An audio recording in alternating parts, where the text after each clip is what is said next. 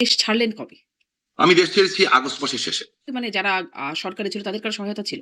আমি এতদিনে ২০ বার বাংলাদেশে যেতাম। হুম, হুম। ২০ বার আসতে পারতাম। প্রবলেম হয়ে গেছে আমার একটাই। আমার ৬ ফুট ২ ইঞ্চি লম্বা আমি। মানে যেটা এটাও বলা হয় যে আপনি বোরখা পরে বোরখা শামীম। আপনি কি আসলে বোরখা পড়তে হয়েছিল আপনাকে দেশ ছাড়তে? ৬ ফুট ২ ইঞ্চি বাংলাদেশে কোনো মহিলা আছে যে বোরখা পরবে? এই ব্যাপারে আপনারা এক্সপার্ট বোঝা গেল। ফেরার সময়ও এরকম কোনো পদ্ধতি হবে কিনা সেটা অবশ্য কিভাবে ফিরবো সেটার উপর ডিপেন্ড করে। আলোচনা করে ফিরলে একরকম, আলোচনা ছাড়া ফিরলে একরকম। শেখ পরিবারের যারা বড় নেতা পর্যায়ের একদম ছোট আতি-পাতি যারা আছেন সবাই চলে গেলেন। এটা কেন? না এটা সবাই যেতে পারেনি। অনেকে ধরাও পড়ছে। যেমন আমাদের আবুল হাসান আব্দুল্লাহ সাহেবের ছেলে এখন জেলে আছে। মানে আপনি এত সবসময় মানে আল্লাহ রাসূলের নাম নেন সবসময় আপনার সাথে আগেও যখন কথা হয়েছে বা এখনো। জি। কিন্তু আপনাকে গডফাদার বলে। এটি কেন বলে? আমার আপত্তি লাগে না। গড ফাদার বলুক, গড বাদার বলুক, আমার গড মাদার না বললেই হলো। ভারতই তো তাদেরকে নিয়ে এসছে। আমি তো বলব স্ট্রেইট বলব যে লন্ডন থেকে এসছেনই তিনি ভারতের মাধ্যমে। মানে আন্তর্জাতিক সমীকরণগুলো এরকমভাবে আগাবে আপনার ভবিষ্যৎবাণী যেভাবে বলছেন এবং তারপরে আপনাদের শুনে দেশে আসার টাইম উইল বি সে আপনি দেখবেন। ধ্বংস এটা করার জন্য আপনারা কিন্তু ডিসেম্বর টাইম কিভাবে ঠিক করলেন? মানে টাইম উইলস এগুলো তো এত মানে আপনারা ডিসেম্বরের আগেও হতে পারে। তারপরে বিকজ হবে। এই আমার তো মনে হয় আগেই হবে।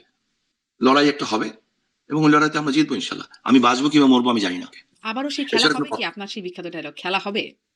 না খেলা হবে না, এবার যুদ্ধ হবে। প্রভাবশালী অ্যাক্টিভিস্ট পিনাকি ভট্টাচার্য তিনি দুজন আর্মি অফিসারের কথা বলছেন। একজন বলছেন ব্রিগেডিয়ার জেনারেল সেলিম আজাদ, আরেকজন বলছেন ব্রিগেডিয়ার জেনারেল শামস সুমন। এই পিনাকি সিনাকি এগুলি কে কি বললো ওই ডোন্ট কেয়ার। তাহলে এই দুজনের সাথে আপনার কথা হয় নাই। উনি যেই লেভেল বলতেছেন তার চেয়ে অনেক উঁচু লেভেলের সাথে কথা হচ্ছে। আপনি যদি জিজ্ঞেস করেন পৃথিবীতে আপনি কাকে সবচেয়ে বেশি ঘৃণা করেন শামীম ভাই, আই হেট মাই সেলফ। আমাদের ২ লক্ষ ২.৫ লক্ষ লোক নারায়ণগঞ্জে হবে, আমি ওখান থেকে রওনা দিব, ১.৫ লাখ চলে যাবে, ১ লাখ নিয়ে আমি এআই বলছি দিয়ে না লিটারেলি। লেথাল ওয়েপন ব্যবহার করতে যে নির্দেশনা দিচ্ছেন সেটা তো এআই দিয়েছিল না, তাই না? সেটা তো সঠিক না উত্তর। বিলাসবহুল জায়গায় বলব যে আপনাকে দেখা যাচ্ছে। যেখানে আপনার নেতাকর্মীরা দেশে আপনি বলছিলেন কিভাবে আছে, কষ্টে আছে, তারা অনেক এবং আপনাকে একটা কথা দিয়ে রাখি আজকে। জনাব শামীম ওসমান আপনাকে স্বাগত জানাচ্ছি পালস অফ পলিটিক্স এ আমার আজকের আয়োজনে। জি, আপনাকে ধন্যবাদ। অনেকদিন পরে হ্যাঁ, হ্যাঁ। বেশ কিছুদিন পরে আপনাকে দেখতে পেরে আহ মনে হচ্ছে বাংলাদেশে হুম। কিছুটা বাংলাদেশের ইয়ে পাচ্ছি, টাচ পাচ্ছি। Thank you very much. আপনাকে অনেক ধন্যবাদ। আপনি সময় দিয়ে যুক্ত হচ্ছেন। অনেকদিন পরে বলছেন আপনি, অনেকদিন পরে আপনাকে প্রকাশ্যে দেখা যাচ্ছে। এতদিন কেন প্রকাশ্যে দেখা গেল না বা এতদিন পরে কেন দেখা যাচ্ছে? টু বি অনেস্টলি প্রত্যেকটা জিনিসের তো একটা টাইম থাকে, প্রপার টাইম থাকে প্রপার কথা বলার জন্য। হুম। প্রত্যেক জিনিসের একটা পলিসি থাকে। সো এর মধ্যে দেশি বিদেশি বহু মিডিয়া আমার সাথে কথা বলতে চেয়েছেন। আমার কাছে তখন মনে হয়েছে যে কারণ আমি আমার মাস্টার একজনই এবং সেটা হচ্ছে আমার মাতৃতুল্য শেখ হাসিনা। তো আমি মনে করেছি যে কখন কথা বলাটা উচিত, প্রপার টাইম। তো ততক্ষণ পর্যন্ত প্রপার টাইম হয়নি দেখে কথা বলি নাই। হুম। কিছুটা সময় দেশের মানুষকে দিয়েছি বোঝার জন্য।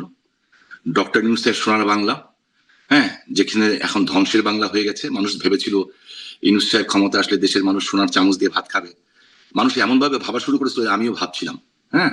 তবে ওনাকে এখন বিভিন্ন নামে মানুষ বিভিন্নভাবে ডাকে। টকশোতে, টেলিভিশনের মাঝে মাঝে দেখি আমি। আমার তো ফেসবুক কিছু নাই, ইউটিউবে দেখি। সাংবাদিকরাই কেউ কেউ বলছেন, কেউ বলছেন কি সুদখোর, কেউ বলছেন বাটপার।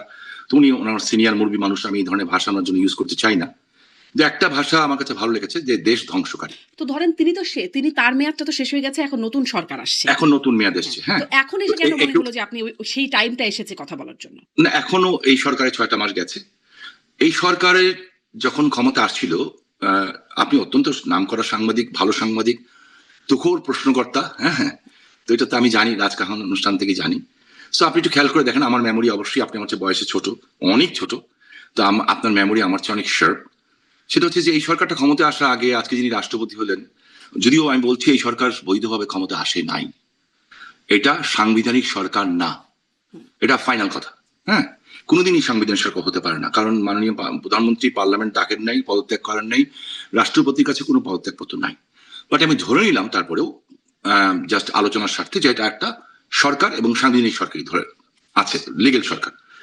তো এই লিগেল সরকারটা প্রথমে যিনি এখন মহাসচিব ছিলেন তারেক রহমান দেশে ফেরার আগে উনি একটা ইন্টারেস্টিং কথা বলেছিলেন যে আমার ফেরা না ফেরা সবটা আমার উপর নির্ভর করে না। তার মানে কার উপর নির্ভর করে ওনাকে দেশে আসতে হয়েছে সেটা জানি, যে কার উপরে নির্ভর করে উনি দেশে এসেছেন, কারা ওনাকে নিয়ে এসছে। কার উপরে? ওই যে এখনো ক্লিয়ার করবো না, এর পরের অনুষ্ঠান আপনার কাছে ক্লিয়ার করবো, আর কিছুদিন পরে ক্লিয়ার হবে আপনার কাছে, আর কয়েকদিন পরেই হবে। হুম। তো ক্লিয়ার হবে, টাইম ইজ কামিং। তো এবং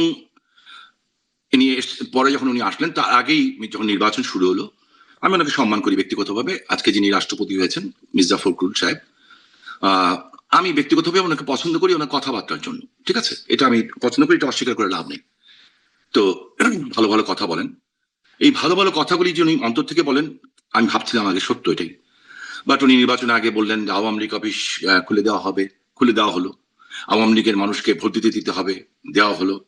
আওয়ামী লীগের লোকদের জন্য দরজা খোলা আছে। তো উনি শুধু একলা না, ওনার দেখা দেখি তখন সবাই বলা শুরু করলো, বিএনপির বড় বড় নেতারা সবাই বলা শুরু করলেন।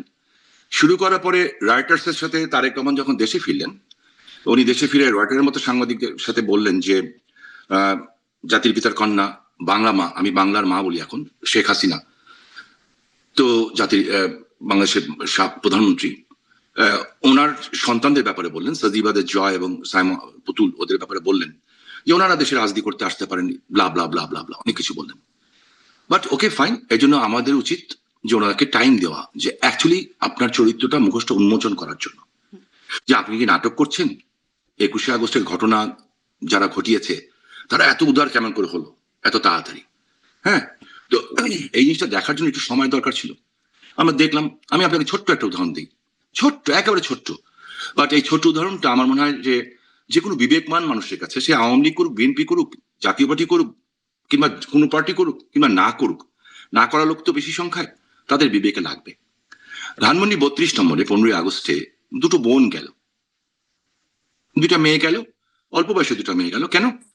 ওরা জাতির পিতার কে রেসপেক্ট জানাতে চায়, ওরা বঙ্গবন্ধুকে সম্মান জানাতে চায়, ওখানে যে ওরা হয়তো ফুল দিতে চায় কিংবা দোয়া করতে চায়, হোয়াট এভার ইস, তাদের সাথে কি আচরণ করা হয়েছে, তাদের কি গায়ে হাত দেওয়া হয়েছে, এটা আপনাদের মাধ্যমে আমিও দেখেছি, সারা দেশবাসী দেখেছে, বিশ্ববাসী দেখেছে। আর একটা ছেলে সরল স্বীকারোক্তি দিল যে আমি ওনাকে ভালোবাসি, এই জন্য এখানে এসেছি ওনাকে শ্রদ্ধা জানানোর জন্য। সেই ছেলেটাকে কিভাবে বেধড়ক ভাবে মারা হলো, এটা আপনিও দেখেছেন, আমিও দেখেছি, সবাই দেখেছি। সো এইটুক সময় আমাদের দরকার ছিল মুখোশ উন্মোচন করার। তারপরে তো যারা দেশকে এইটা করে ফেলবেন, এটা কিন্তু করে ধরেন ফেলবেন, আপনাদের মুখোশ তো তার আগেই তাদের সামনে উন্মোচিত হয়ে গিয়েছিল। মানে তিনি যিনি প্রধানমন্ত্রী তিনি দেশে ফিরতে পারেন নাই। আপনারা এখন যে অবস্থায় আছেন, আপনাদের শাসনামলে তিনিও দেশে ফিরতে পারেন নাই। তার মা তিনিও নির্যাতিত হয়েছেন, জেলখানায় ছিলেন। অনেক বয়স্ক মানুষ, একজন বয়স্ক নারী, অসুস্থ নারী। এই নিয়ে অনেক কথা হয়েছে সেই সময় আপনাদের সাথে। মানে তাকে আপনারা উদার হবেন এটা ভাবলেনই বা কি করে? না, উদার হবে এটা ভালো নয়। এই কারণে আপনাকে আমি দায়িত্ব নিয়ে বলতে চাই একটা কথা, যেটা হচ্ছে বেগম খালেদা জিয়া, মানে আল্লাহ ওনাকে ব্যস্ত নসিব করুক, আপনার অনুষ্ঠানেও কিন্তু যখন ডিবিসিতে আপনি অনুষ্ঠান করতেন, উনি যখন অসুস্থ ছিলেন, আমি কিন্তু ওনার জন্য দোয়া চেয়েছি, হ্যাঁ, আমি পার্সোনালি। আমি যা বলি এটা কিন্তু পার্টির স্টেটমেন্ট না, প্রত্যেকটা মানুষের একটা ব্যক্তিগত স্টেটমেন্ট থাকে। আপনি একটা জার্নালিস্ট, এরকম আরো হাজার জার্নালিস্ট আছে, কিন্তু সবাই যে আপনার মতো করে কথা বলবে তা তো না। আপনার একটা আইডিওলজি আছে, আপনার একটা চিন্তা ভাবনা আছে, আপনার একটা চেতনা আছে, আপনার একটা লক্ষ্য আছে, আপনার লক্ষ্য দিয়ে আপনি বিচার করবেন। হ্যাঁ, জনগণও আপনার আমার কথাটাকে ওনাদের মতো করে বিচার করবেন। খালেদা জিয়ার সময় আপনি দেখেন, তার আগে কিন্তু আজকে 21শে আগস্ট এই বিএনপি সরকারই জাতির পিতা কন্যাকে মেরে ফেলার জন্য গ্রেনেড হামলা করেছিল, 24 জন মানুষ মারা গেছিলেন। শেখ হাসিনা বেঁচে গেছিলেন, এটা কেউ বাঁচায় নাই তাকে, আল্লাহ তাকে অলৌকিক ভাবে বাঁচিয়েছেন। কাদের সময় হয়েছিল? বিএনপি সময় হয়েছিল। তারপরেও কিন্তু জাতির পিতার কন্যা শেখ হাসিনা যখন ম্যাডাম খালেদা জিয়া অসুস্থ হলেন, তখন উনি কিন্তু তাকে নিয়ে আহ, হাসপাতাল থেকে বের করে নিয়ে তাকে বাসায় থাকার সুযোগ করে দিয়েছিলেন। এটাকে বলে আমার মনে হয় সহানুভূতি এবং ভদ্রতা। এবং তার আমলে কিন্তু তাকে মেরে ফেলা হয়েছিল, মেরে ফেলার চেষ্টা করা হয়েছিল। বঙ্গবন্ধুর হত্যাকারীদেরকে নিয়ে পার্লামেন্টে বসানো হয়েছিল, বঙ্গবন্ধুর হত্যাকারীদের নিয়ে। তো এইগুলির পরিপ্রেক্ষিতে আর তারেক রহমান সাহেবের কনভিকশন হয়েছিল, এই কনভিকশন তো এফবিআই এসেও সাক্ষ্য দিয়েছে। তো যেহেতু এফবিআই এসেও সাক্ষ্য দিয়েছে এবং কনভিকশন হয়েছে, তো ওই কনভিকশন ফেস করার সাহস ওনার ছিল না। যেটা জাতির পিতার কন্যা নাকি ক্যাঙ্গারু কোর্ট আজকে ফাঁসি হয়েছে, উনি বলেছেন আমি যাবো তার মধ্যেও। এবং ভেরি ইন্টারেস্টিং, দেখেন মানুষের ভিতরে যখন দুর্বলতা থাকে, না থাকে, তখন মানুষ এই সাহস দেখায় যে ফাঁসির অর্ডার দিয়েছে, আমি ফাঁসির কাজটি যাবো, দরকার হলে কি হবে ওইটা আমরা দেখবো সামনে। বাট থিং ইজ দ্যাট, যে আওয়ামী লীগ সরকার চলে যাওয়ারও 1 বছর পরে কিন্তু তারিক জিয়া দেশে ফিরেন নাই, তারিক জিয়া দেশে ফিরেন নাই। এবং যখন কেন ফিরছেন না এই প্রশ্ন যখন ব্যাপকভাবে আলোচিত হচ্ছে, একটা পর্যায়ে যে তিনি বলেছেন যে আমি ফেরাটা আমার উপর নির্ভর করে না, অন্য কারোর উপর নির্ভর করে। তার মানে নিশ্চয়ই বাংলাদেশের কোন মানুষের উপর নির্ভর করে না, বিদেশি রাষ্ট্রের উপর নির্ভর করে। এবং আরো ইন্টারেস্টিং হচ্ছে যে বিএনপির নির্বাচন আমি শামীম ওসমান, আমি আমারটা আমি দায়িত্ব নিয়ে বলছি, অন্য কোনটা বলবো না। আপনি জানেন যে আমার বাড়িঘর পুড়িয়ে দেওয়া হয়েছে। আমার আমাদের বাড়িঘর পুড়িয়েছে, আমার কোনো আপত্তি নেই। কিন্তু যে বাড়িতে আওয়ামী লীগ তৈরি হয়েছিল, আমার দাদার বাড়ি খান সাহেব ওসমান আলী, হ্যাঁ, যে বাড়িতে আমি একলা তো থাকিনি, ঠিক আছে, আমার 4টা বিধবা চাচি থাকতো না বাড়িতে। যেদিন 32 নম্বরটা ভেঙে দেওয়া হলো, তারপর দিন ওই বাড়িটাকে যে ভেঙে ফেলা হলো, গুড়িয়ে দেওয়া হলো। আচ্ছা, ঠিক আছে। তার আগেই কিন্তু 19শে জুলাই নারায়ণগঞ্জে একটা ঘটনা, আপনি আপনি পরে পরে আসবো। তো আমার সমস্ত ট্রান্সপোর্ট বাস সব পুড়িয়ে দিয়েছে। আমরা কিন্তু ক্ষমতায় ছিলাম। এখন এআই দিয়ে বিভিন্ন কথা বলানো হচ্ছে। আমি এত আধুনিক না, এআইটাই বুঝি না খুব একটা। বাট ইটস ভেরি ইন্টারেস্টিং, যখন আমি আমার নেত্রীকে বললাম যে ওটা আমার রিজিক ছিল, আমার পেটের ভাত দিত। আর সাথে আমার আরো বন্ধু বান্ধব ছিল যারা এটার পার্টনার ছিল। ডিউ টু মি সবটাকে পুড়িয়ে দেওয়া হলো, একদম ছাই করে দেওয়া হলো। কিন্তু ক্ষমতা কবে? 19শে জুলাই। আমি নারায়ণগঞ্জ তখন গেছিলাম। আমি তার আগে 14 তারিখে কিন্তু আমেরিকা থেকে গেছি মাত্র, এবং হাসপাতালে ভর্তি ছিলাম।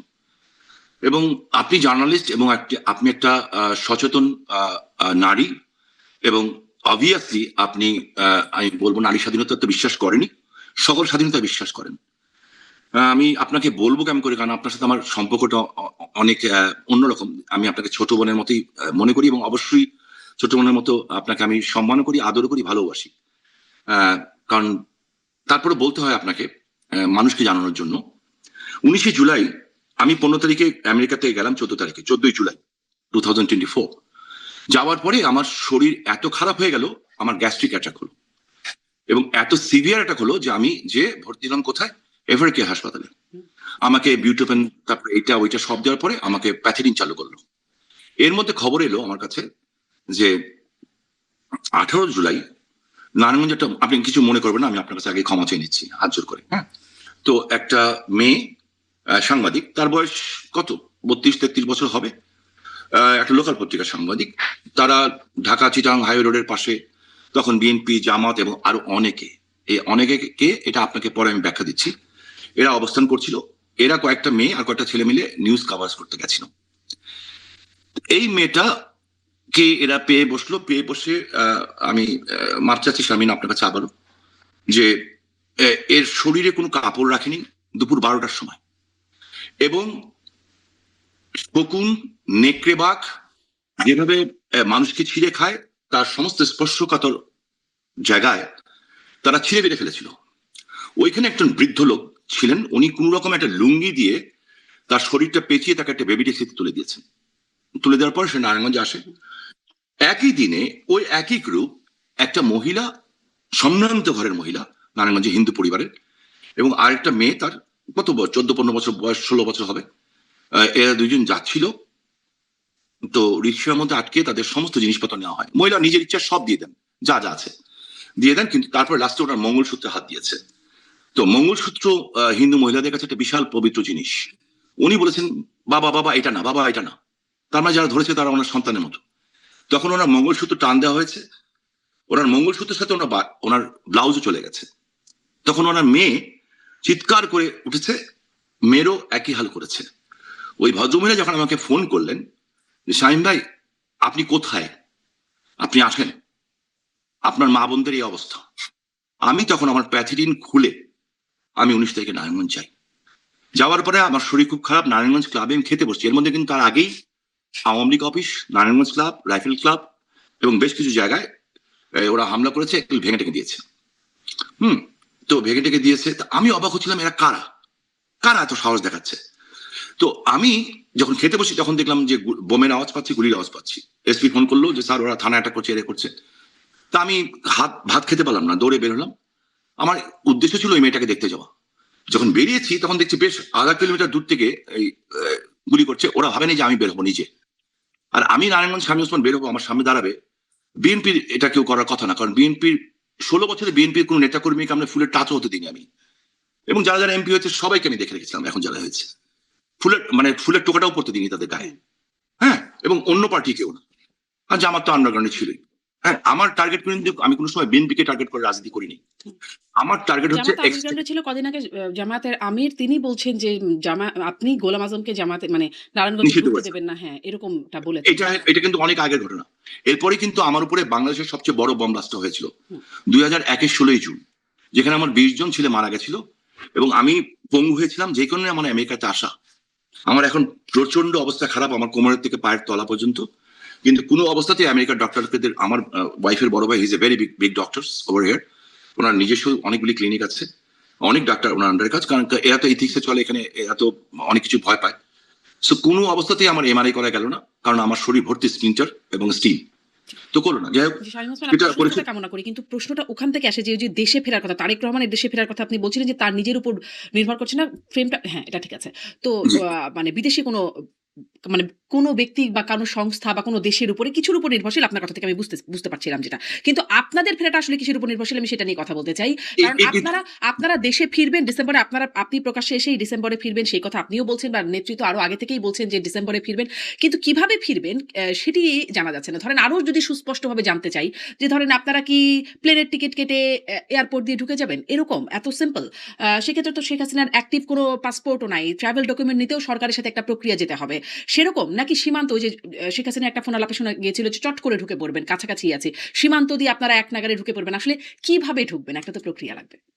হ্যাঁ, আমি এটা শেষ করে দিচ্ছি, তার আগে আমি ওই জায়গাটা শেষ করে দিই। হ্যাঁ, তখন আপনাকে এটা জানা দরকার। জানা দরকার এই কারণে, আপনাদের আমি কালকে নাও থাকতে পারি, আমাকে আল্লাহ নিয়েও যেতে পারেন, তাই না? মানুষের একটা জিনিসই পার্মানেন্ট, যে উই হ্যাভ টু গো। এবং কোন জিনিসই হুম, সবকিছু মানে টেম্পোরারি। আমাদের লাইফটা কিন্তু সবচেয়ে বড় টেম্পোরারি। শেষ করুন। সেই দিন যখন এই ঘটনাটা ঘটলো, আমি পরে জানতে পারলাম যে আমাদের সাথে সংঘর্ষ হচ্ছে কে। আমি বিএনপি ছেলেপেলে দেখেছি, হাত দেখিয়েছি, সরে গেছে ওরা।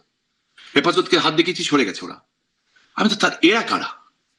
এদের কথাও বুঝতে পারছি না, ভাষাও বুঝতে পারছি না। পরে 3 মাস পরে দেখলাম নারায়ণগঞ্জ থেকে রোহিঙ্গাদের গেরিলা বাহিনীর চিফ আস্থা প্রধান গ্রেপ্তার হচ্ছে। হুম, আজকে আমাদের লোকজনকে ব্যাপকভাবে অ্যারেস্ট করা হচ্ছে। আমি স্বরাষ্ট্রমন্ত্রী মহোদয়কে কালকেও একটা টক ইয়ের মাধ্যমে বললাম, যে সচিবালয়ে আপনি বসেন, আপনাকে আমি দায়িত্ব নিয়ে বলছি শারমিন, যেই সচিবালয়ে উনি বসেন তার থেকে পূর্বাঞ্চলের দিকে যেতে, ঢাকা চিরাং হাইওয়ে রোডে স্টিল নাও গতকাল রাত পর্যন্ত দুটো মহিলা মাদ্রাসা এবং আরেকটা দুটো মাদ্রাসায় অস্ত্রের ট্রেনিং চলছে। ঢাকা শহরে হেভি আর্মস সহ, মানে হেভি বলতে হেভি, হালকা পাত্র অস্ত্র না, 14,000 আল কায়দা, লস্করে তৈয়বা এবং আরসা, এরা কাজ করছে।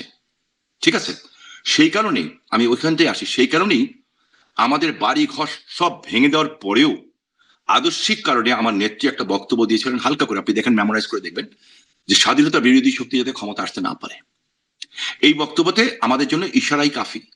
উনি কি বলতে চান ওনার চোখের ইশারা আমরা বুঝি, যারা আমরা অনেক ছোট থেকে ওনাকে দেখেছি, আমাদের কাছে যিনি মার মতো।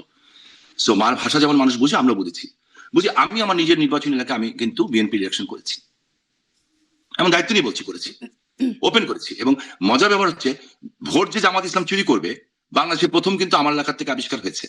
কারণ যেদিন নির্বাচন, সেদিন গোল্ডলাইন ধনকুন্ডা স্কুলে, নারায়ণগঞ্জ 3 আসনে ধনকুন্ডা স্কুলে, সেদিন জামাতের আমির বিকাল 5:30টার সময় পুলিশ শহর ঢুকে সিল মারা শুরু করেছিল। খবর বিএনপি পায়নি, আমি পেয়েছি। আমি তাড়াতাড়ি করে বিএনপিকে জানাই এবং ওদের সাংবাদিকদের জানাই।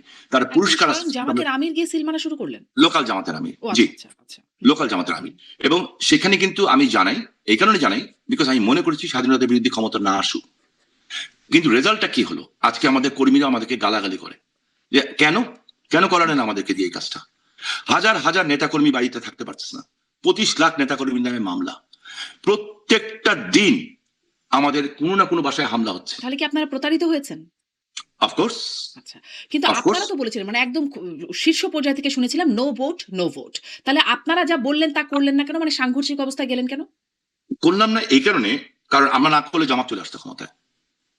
95টা সিট, 95 সিট, আমি দায়িত্ব নিয়ে বলে আপনাকে নাম্বার ধরে বলে দিতে পারবো, এই 95 সিট বিএনপি পেয়েছে আওয়ামী লীগের কারণে। জামাতের ক্ষোভটা কিন্তু ওখানে আমাদের উপরে অনেক বেশি। আর এতে আমার কোনো আপত্তি নেই, কিন্তু চালাক না বিএনপি। কি অবস্থা দেশের আজকে, অনেক সুন্দর।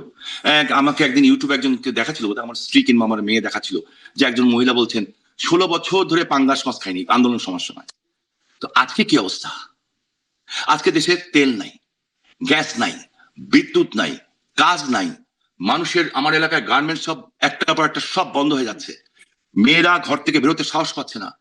বিশ্বাস করবেন যে আমার যারা বন্ধু বান্ধব, আমি আজকে আপনার সাথে কথা বলার জন্য, শুধুমাত্র আপনার সাথে কথা বলার জন্য আমি দায়িত্ব নিয়ে কথা বলি, যে আমি ওদেরকে ফোন করেছি, যারা আমার ফ্রেন্ড, ওরা তো আমাকে খোলামেলা বলবে, ছোটবেলা আমরা একসাথে পড়ো, হুম। ওদের income middle class, lower middle class বলবো না, এখন হবে লোয়ার মিডল ক্লাস, তখন মিডল ক্লাস ছিল আমাদের সময়। 50 থেকে 60,000 টাকা বাড়ি ভাড়া দেওয়া, মানে বাড়ি ভাড়া দিয়ে থাকে, 2টা করে বাচ্চা আছে কিংবা 3টা বাচ্চা আছে। আনলাম যে এখন কি অবস্থা, আমি দেখলাম ওদের গলা ভারী হয়ে যাচ্ছে, বললো 21 দিন 22 দিন চলতে পারি, তারপর পারি না। দিস ইজ গোয়িং অন বাংলাদেশে। হ্যাঁ, তো মানুষের পেটে খাবার নাই, বেকারত্ব 18 থেকে 46% চলে গেছে, মানে দারিদ্রতা। তো এই জিনিসটা দেশের মানুষের বোঝা দরকার ছিল, মানুষ বুঝছে এবং তো তার জন্য সরকার তো বলছে যে বিদ্যুৎ নাই, জ্বালানি নাই, সেটা আপনাদের ভুল নীতির কারণে, আওয়ামী লীগ এটা সরকারের বলতে নীতি। পারে। এখন আমিও বলতে পারি নবাব সিরাজউদ্দৌলা যদি এই কাজ না করতেন তাহলে আমরা পরাধীন না হতাম না। হুম, হ্যাঁ, তো এখন যদি এটা বলতে চায় তাহলে তো আমার কিছু বলার নাই। বাট আমি আপনার মাধ্যমে, আমি 98% বাচ্চারা যারা এই আন্দোলনটাতে শরীক হয়েছিল না বুঝে করেছিল। কেন? এই ফেসবুক, টুইটার, এই সমস্ত দিয়ে একটা এমন একটা জিনিস তৈরি করা হয়েছিল যেটার পিছনে মিলিয়ন্স অফ ডলার খরচা হয়েছে, যে বাংলাদেশটাকে একটা ব্যর্থ রাষ্ট্র বানানোর জন্য। কার জন্য শারমিন বাংলাদেশ ব্যর্থ রাষ্ট্র হবে? টার্গেটটা কি? টার্গেটটা হচ্ছে বাংলাদেশের ভূমি। এই ভূমিটা কারা চায়? পাকিস্তানের আইএসআই নেটওয়ার্ক চায়। কেন চায়? তারা এখানে জঙ্গিদের ট্রেন আপ করতে চায়। 1.5 বছর ওই যে এয়ারপোর্টের সামনে যে হোটেলটা ছিল, বারবার ভুলে যায়, রেডিসন ব্লু, ওখানে পাকিস্তানের 6 জন জেনারেল কি করছিল 1.5 বছর এক নাগার ইউনুসের সময়? এরা ট্রেন আপ করেছে 165টা জায়গায়, স্টিল নাও হেভি আর্মস নিয়ে ট্রেনিং চলছে। টার্গেট কি?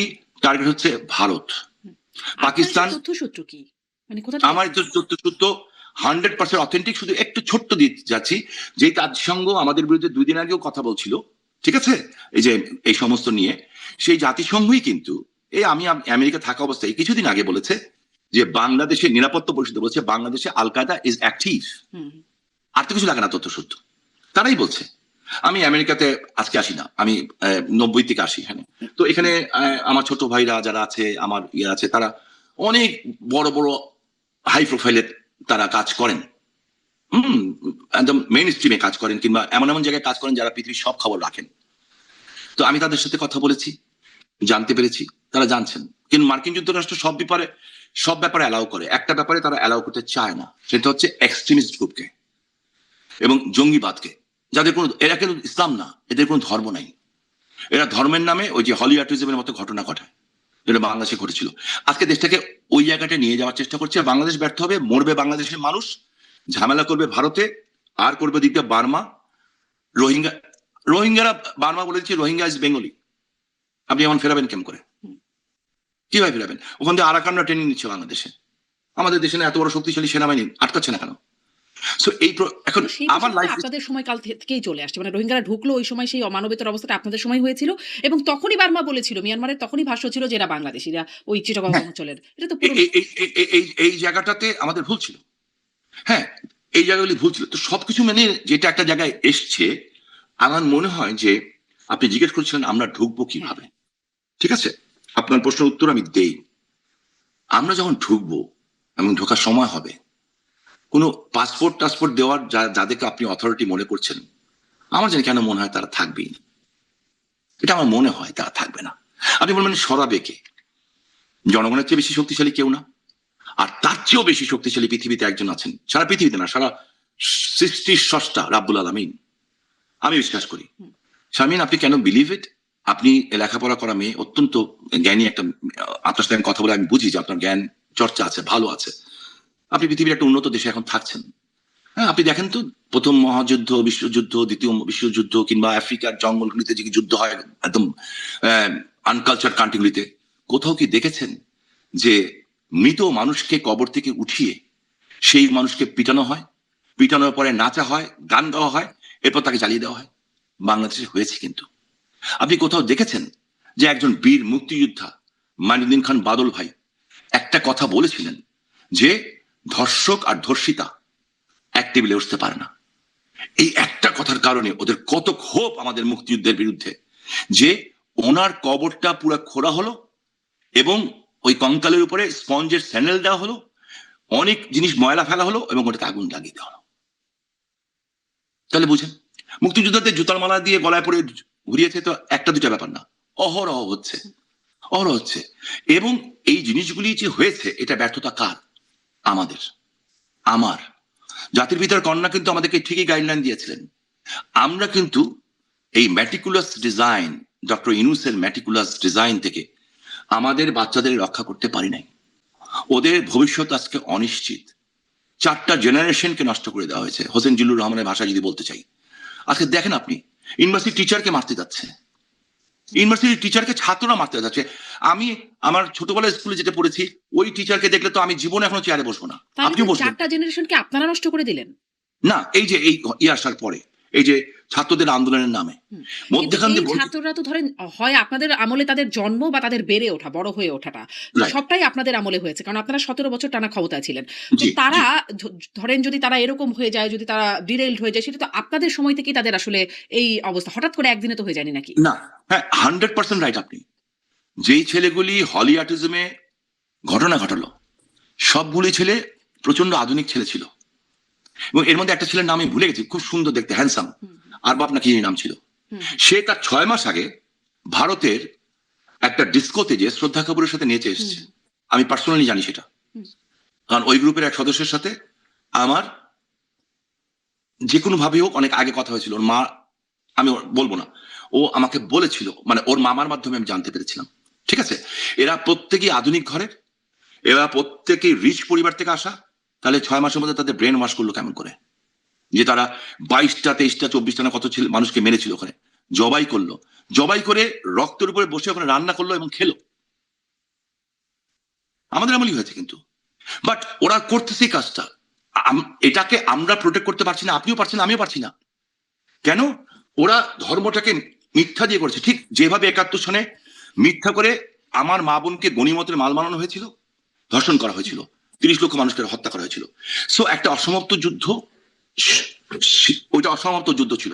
আমার মনে হয় এটা ফাইনাল পর্যায়ে যাবে এবং এর বাইরে তাহলে কি কোনো আপনার পথ নাই। ভবিষ্যৎবাণী এরকম যে ফাইনাল পর্যায়ে যাবে এবং তারপরে আপনারা দেশে ফিরবেন? তার আগেই যাবো না, যুদ্ধ করবে কে? আচ্ছা। এবং সেখানে আমি বলি, বিএনপি যেটা করছে, বিএনপি একটা ডানপন্থী দল। আগে ডান বামের সংমিশ্রণ ছিল, একটা এখন একটা ডান। বাট বিএনপি কিন্তু চরম উগ্র এক্সট্রিম ডানপন্থী দল না। একে চেক অ্যান্ড ব্যালেন্স করতে যে ওরা যে বিপদটাতে পড়বে, আমাদের চেয়ে অনেক খারাপ অবস্থায় এরা পড়বে। আমরা আমাদের সত্যকে চিনে নিয়েছি, ওই সত্যের সাথে কিন্তু আমরা একটা হইলে বসবো না। এবং আমাদের আদর্শিক কারণে কিন্তু আমাদেরকে ভোটটা বন্ধ দেই নেই। এত 98% অত্যাচার বিএনপি লোকেরা করেছে, ওদের হয়ে করুক, গুপ্ত হয়ে আর সুপ্ত হয়েও। হুম। যারা নারায়ণগঞ্জে আমার বায়তুল মামুন ভেঙেছে, ইটস ভেরি ইন্টারেস্টিং ব্যাপার, তারা কিন্তু তার আগের দিন আরসা এবং জামাতের সাথে মিটিং করেছে, কিন্তু করে কিন্তু বিএনপি, এখনো করছে তাই। এরা কেউ থাকবে না, টাইমলি সব সরে পড়বে। তো আমাদের যেটা হচ্ছে যে এই যে ম্যাটিকুলাস ডিজাইনটাকে আমরা প্রোটেক্ট করতে পারলাম না অ্যাজ এ পলিটিশিয়ান, এটা আমার ব্যর্থতা। তাহলে ওই যে আপনি বলছিলেন যে এমন পরিস্থিতি হবে যে এই সরকার বা এই পরিস্থিতিই থাকে কিনা, যে পাসপোর্ট বা এগুলো নিয়ে ঢুকতে হবে। তার মানে কি আপনার ভাষ্যটা কি আরেকটু স্পষ্ট করবেন? যে তখন কি আসলে বিএনপি সরকার জেনে গেল যেটি আছে সে থাকবে না? মানে আপনারা যখন দেশে ফিরবেন তখন পরিস্থিতিটা কি হবে বা কি পরিস্থিতিতে আপনারা ফিরবেন? দেখেন, এর আগে বিএনপি সরকার যাদেরকে মনে করছে, যাদের ভয়ে তারা আন্তর্জাতিক সিদ্ধান্ত নিতে পারছে না, দেখেন তাদের কাছ থেকে আঘাতপ্রাপ্ত হয়ে যায় কিনা। এরা তো কাউন না, এরা কাউন না, কিন্তু এরা কারুই না। এরা এই দেশটাকে ব্যর্থ রাষ্ট্র বানাতে এসছে। ওদের একটা আশা ছিল ডক্টর ইউনূস প্রেসিডেন্ট হবে, সেটা তো গুড়ে বালি হয়ে গেছে, হয় নাই। সো আমার তো মনে হয় যে এই কারণে বিএনপিকে পে করতে হবে। মানে কি আন্তর্জাতিক শক্তির কারণে বা আন্তর্জাতিক শক্তির 100% আন্তর্জাতিক শক্তি। বাংলাদেশের ভিতরে কোনো নিজস্ব পলিটিক্স নাই, নাথিং এলস, 000। না আমরা, না ওনারা, না কেউই, কেউ না। এবং এটা আমার চেয়ে বেশি বর্তমান প্রধানমন্ত্রী নিজে জানে। তাহলে এই যে আপনারা এটা এতদিন ক্ষমতায় থাকলেন, এটি আসলে কোন আন্তর্জাতিক শক্তির বলে? যেটি বলা হয় ভারত, সেটিই কি? না, আমরা আন্তর্জাতিক শক্তির কারণে ক্ষমতাচ্যুত হয়েছি। হুম, শেখ হাসিনার উইল পাওয়ার, শেখ হাসিনার যে কি বলে কারিশমা, সেই কারিশমা, বঙ্গবন্ধুর যে কারিশমা, হ্যাঁ সেই কারিশমা কিন্তু এদের নাই। এই ক্যাপাসিটি ক্যাপাবিলিটি তাদের নাই। নয়তো নেত্রী যেদিন ক্ষমতাচ্যুত হয়েছেন তারপর দিন তো তারেক রহমানের ফ্লাই করে বাংলাদেশে আসার কথা, তাই না? ওনারা বলতেছেন ওনাদের দাঁড়িয়ে হয়েছে সবকিছু, হিরো। আসার কথা না, আসেন নাই কিন্তু। হ্যাঁ, আর জাতির পিতার কারণে শেখ হাসিনা বলছেন ফাঁসি অর্ডার দিয়েছে, আমি যাবো, এবং উনি যাবেন আন্তর্জাতিক আপনাদের। শক্তিটা কি আমেরিকা? না, আমেরিকা অবশ্য, আমেরিকা তো পৃথিবীর সব জায়গায় ইনভলভ আছে, বাট আমি যতটুকু আমেরিকা এসে যেটা বুঝেছি, আমি ছোট মানুষ, অত বেশি লেভেলে তো আমি চলি না, বাট একেবারে যে চলি না তা না। এইটুকু আমি বুঝি যে আমেরিকা বাংলাদেশে যা ঘটছে এবং যেই পর্যায়ের এক্সট্রিমিস্ট এখন বাংলাদেশে দাঁড়িয়ে গেছে, আমেরিকা এটাকে সাপোর্ট করে না, এবং মজার ব্যাপারটা চায়নাও করবে না। তার মানে চায়নাও কি এরকম বিলিয়ন্স। বিষয়টা আমি একটু সহজ করে বুঝতে চাই যে যারা জি, জি। আপনাদের ফেললো তারাই তারেক রহমান সরকারকে ফেলবে বলে আপনার প্রেডিকশন? ফেলবে না, ওনাদের সামনে পথ থাকবে দুইটা, হুম। হয় একটা আন্ডারস্ট্যান্ডিং, নালে they have to quit. Understanding কার কুইট সাথে? ওই আন্তর্জাতিক শক্তির সাথে? আন্তর্জাতিক শক্তির সাথে, মাধ্যমেই ধরেন, আমাদের সাথেই ধরেন। তার মানে কি আপনারা এখন সেই আন্তর্জাতিক শক্তির সাথে লবিং করছেন? মানে আন্তর্জাতিক শক্তির সাথে লবিং আপনাদের এর কি ব্যাপার কথা? না, লবিং এর ব্যাপার না। ভারত কোনো সময় চাবে না এই এই ঘটনাটা ঘটছে কেন ইন্ডিয়াকে ডিস্টার্ব করার জন্য। আপনি একটা ছোট্ট দেশ, কিন্তু হুম। আপনি একটা, উই আর স্মল পিনার্স, আমাদের জনসংখ্যা 18 কোটি, কিন্তু আমাদের দেশ এখন ভঙ্গুর অর্থনীতি। এই ভঙ্গুর অর্থনীতি করা হলো কেন? আপনি যদি সবাই পেট ভরে ভাত খেত, সবার হাতে যদি পকেটে পয়সা থাকতো, সবাই যদি, যেমন আমাদের সময় রিক্সা হলো 30,000 টাকার মতো মাসে, সবার থাকতো, তাহলে কিন্তু আপনি জঙ্গিবাদ পেতেন না সহজে, কারণ সবার কোনো ফুলফিল।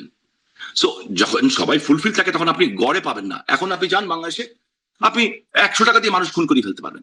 তো কি এখন কেন ভারত না? কি ভারত কি এখন এই কারণে ধরেন এই সরকারের সাথে মানে সখ্যতা বাড়ানোর খুব চেষ্টায় উঠে পড়ে অফকোর্স গেছে বা ভারত, তৎপর? ভারত চাচ্ছে, ভারতই তো তাদেরকে নিয়ে এসছে।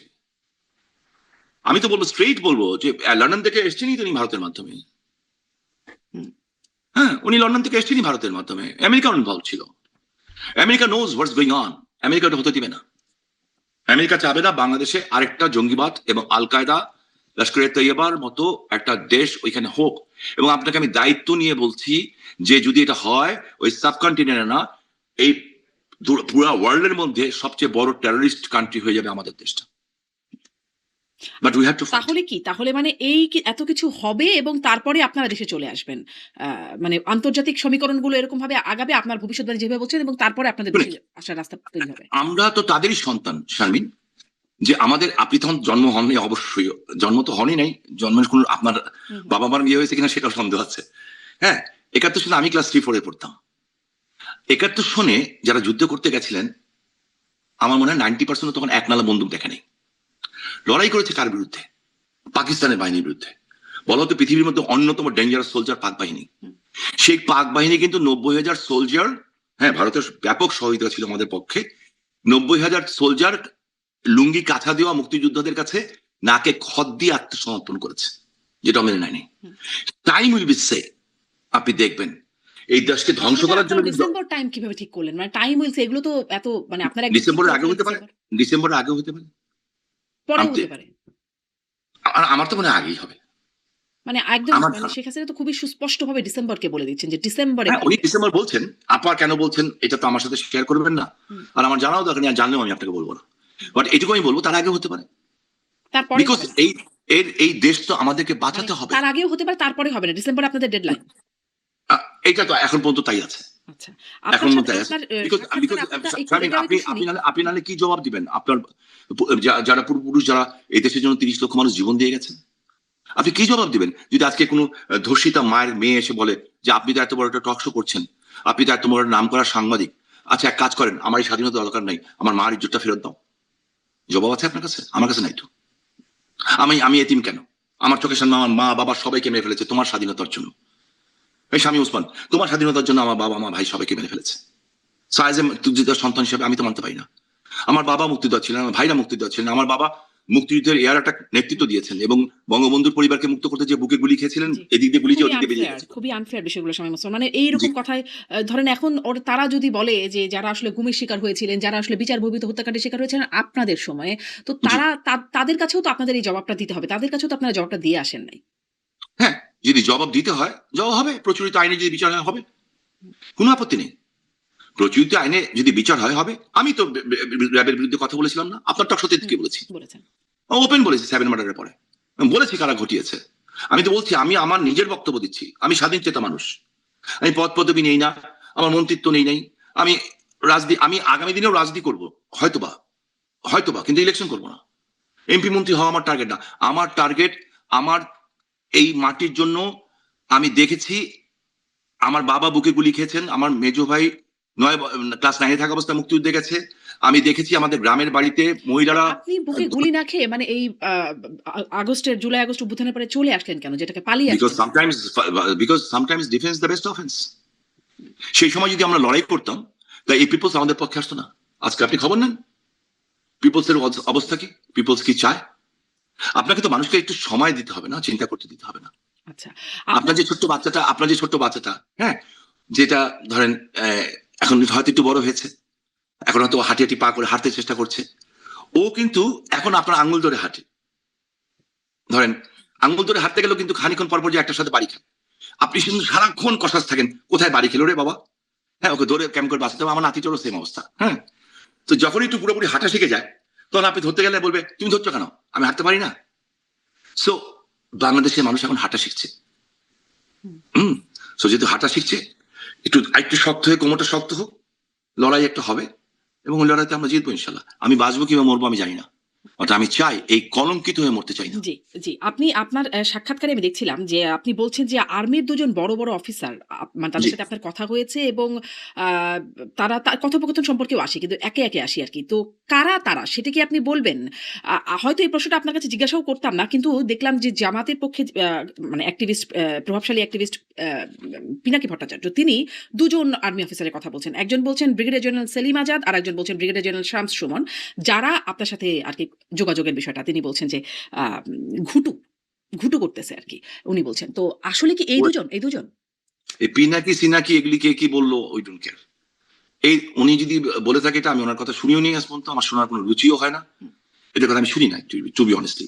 আমি হাতে গোনা কিছু কিছু ইউটিউব দেখি, আপনারটা দেখি, তারপরে যে আমাদের অস্ট্রেলিয়া থেকে আমাদের বাড়ি ভাইটা দেখি, হুম। ওই বাংলাদেশে একজন আছেন কামাল ভাই আছেন, ওনারটা দেখি, না তারপর কিন্তু আরেকজন আছেন। ২ জনের নাম চলে মানে বলছেন আরকি। আপনিও বলছেন ২ জনের সাথে কথা হয়েছে, তিনিও বলছেন ২ জন। আপনার তাহলে এই ২ জনের সাথে আপনার কথা হয় নাই।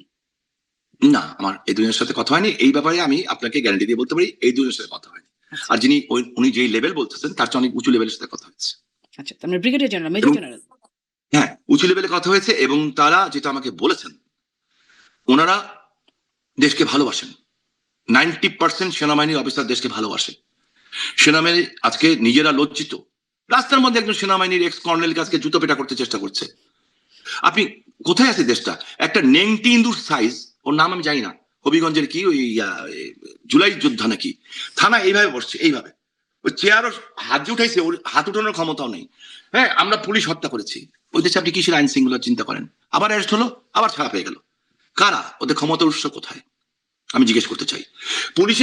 পুলিশ লাইনে গানের অনুষ্ঠান করেছে, যে গানের অনুষ্ঠানে হামলা করে দিল। কারা এদের?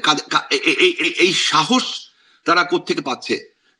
এদের ইয়ে কি, আইন শৃঙ্খলা পরিস্থিতি কোথায় গেছে? একজন এমপির বউ কি করছেন, থানায় জিডি করছেন, কেস করছেন যে এমপি, রানিং এমপি, তার জামাইয়ের গলায় কি রামদা রেখে তাদের সম্পত্তি লিখে নেওয়া হয়েছে। হুম, তাহলে সাধারণ মানুষের কি অবস্থা? আমি আপনার কাছে আপনার মাধ্যমে জিজ্ঞাসা করতে চাই, সাধারণ মানুষের কি অবস্থা? হুম, আজকে আমার বন্ধুরা যারা হিন্দু, হ্যাঁ, আমি নাম বলতে পারি কিন্তু বলবো না, এই যাদের ঘরে একটু প্রাপ্তবয়স্ক মেয়ে আছে স্পেশালি, যাদের বয়স 21, 22, 19, 18, বিবাহ মানে হুম, হুম। 22, 23, 24 বছর বয়সে যে বিয়ে হবে, এরা ম্যাক্সিমামই এখন এলাকায় থাকছে না, এবং অন্য এলাকায় থাকছে, যে ঢাকা না, ঢাকার বাইরেও থাকছে মুসলমান পরিচয় দিয়ে। হুম। এর চেয়ে কষ্ট আমাদের জন্য আর কি হতে পারে, আপনি আমাকে বলেন। জি। আপনি আর শেখ হাসিনার নামে দেওয়া পরিষ্কার হচ্ছে কথা বলছেন। কি, কিন্তু শেখ আমি হাসিনা এই বলেছেন। আপনার ওই কথা থেকে আরেকটু আপনার কাছ থেকে স্পষ্ট হতে চাই। তাহলে আমি জি জি এতটুকু বুঝলাম ওই ২ জন না আরো বড় মানে মেজর জেনারেল পর্যায়ের হয়তো কারো সাথে আপনার কথা হয়েছে। তাদের সাথে কথার সময় আপনি মানে কথোপকথনে বলছেন যে তারা জিজ্ঞাসা করেছেন আসবেন নাকি? আপনি বলেছেন যে আপনারা ব্যবস্থা করেন। আপনারাই তো দেশের সেনাবাহিনী। তারা কি ব্যবস্থা করবে? এরকম কিছু বলেছে? তারা কি না, ব্যবস্থা করছে? তারা তারা বলতেছে তারা আন্ডান, এবং তারাই আমাকে বলেছে যেই পরিমাণ জঙ্গিবাদ দেশে ছড়িয়ে যাচ্ছে, 1 বছরের মধ্যে যদি আমরা ব্যবস্থা না করতে পারি, এই দেশ, বাংলাদেশ, পৃথিবীর মধ্যে, যেই শব্দটি একটু আগে ইউজ করলাম, সারা পৃথিবীর মধ্যে অন্যতম জঙ্গি রাষ্ট্রে পরিণত হবে। আমি বলছি, আমাকে বলছেন কেন ভাই? আমরাও তো আপনাদের উপর ভরসা করেই যাবো, বিকজ আপনাদের তো এই দেশ রক্ষা করার জন্য শপথ নিয়েছেন আপনারা, তা আপনারা কেন করছেন না? বলছে আমরা পারছি না। কেন পারছেন না? হয়তো তাদের মাথার উপরে কেউ বসে আছে, কিংবা পিছনে কেউ বসে আছে, কিংবা ঘাড়ের উপর নিঃশ্বাস নিচ্ছে কেউ। সেখানে আপনি বলছেন যে দরকার হলে বিএনপির সাথে নেগোসিয়েশন করেন। মানে আপনাদেরকে বলছেন জলদি আসেন। সেই আর্মি অফিসাররা বলছেন আপনাকে যে জলদি আসেন, দরকার হলে বিএনপির সাথে নেগোসিয়েশন করেন। হ্যাঁ, দরকার বিএনপির হলে তো কোনো নেগোসিয়েশন হচ্ছে। মানে তাদের জন্য আপনারা ভোটও করেছেন। ফলে যোগাযোগ যে আছে সেটি বোঝা যাচ্ছে। তাদের সাথে নেগোসিয়েশন হচ্ছে আপনাদের ফেরার আমার ব্যাপারে? আমার আমার আমার কাছে মনে হয় না। হুম, আমার কাছে মনে হয় না। কারণ দায়িত্বটা এখন তাদের বেশি আমাদের চেয়ে। We did our jobs. আমরা যেকোনো কারণে হোক, যেকোনো জায়গায় রিকোয়েস্ট হোক কিংবা আদর্শিক কারণে হোক, আমরা আমাদের কাজটা করেছি। এখন দায়িত্বটা তাদের। তাদের তাদের যদি শুভবুদ্ধির মানে উদয় হয়, আমার মনে হচ্ছে হবে না। যদি হতো তাহলে ২টা মেয়ে ৩২ নম্বরে গেলে মার খেত না। একটা বাচ্চা ছেলে যদি ৩২ নম্বরে যেতে মার খেত না। এটা হতে পারে না। এটা অসম্ভব ব্যাপার। আজকে মায়া লাগে আমার পুলিশের জন্য।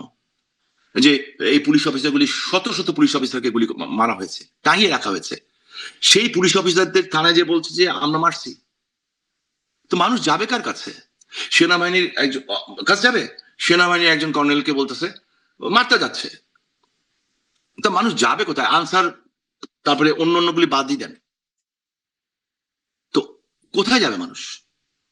জিনিসপত্রের দাম নাই, গ্যাস নাই, বিদ্যুৎ নাই, পানি নাই, চাকরি নাই, নাই নাই নাই নাই নাই 200% জিনিসের দাম বেড়ে গেছে। হুম।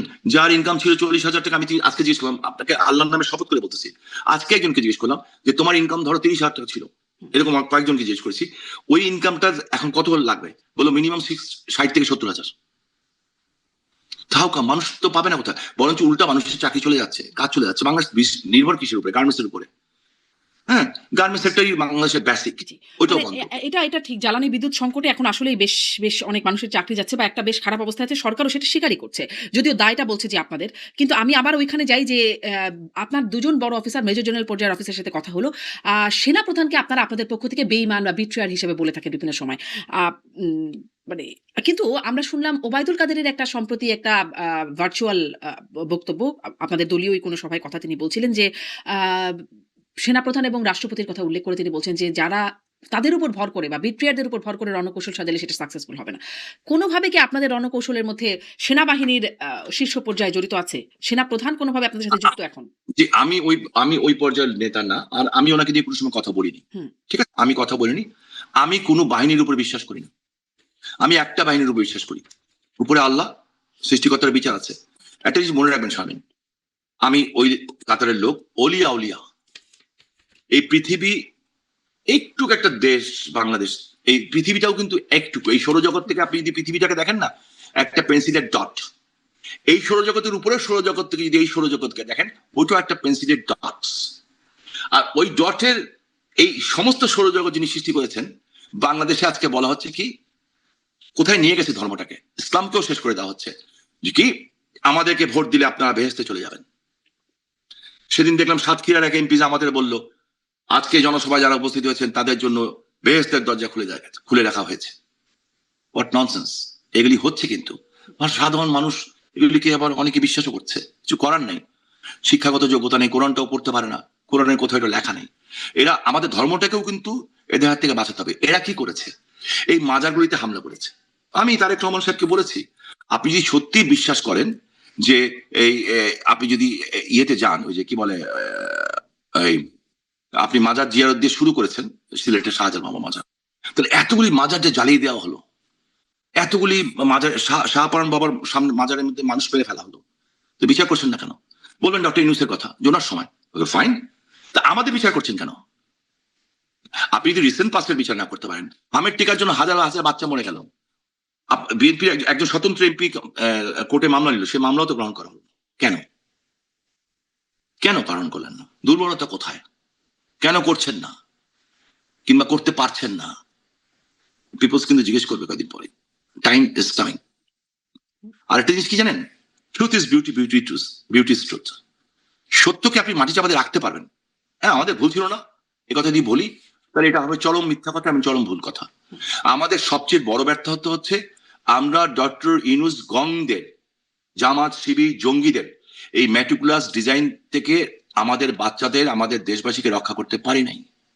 পারি না দেখেই আজকে আমাদের দেশ কোথায় চলে গেছিল, কোথায় ধাপে পড়ে গেছে।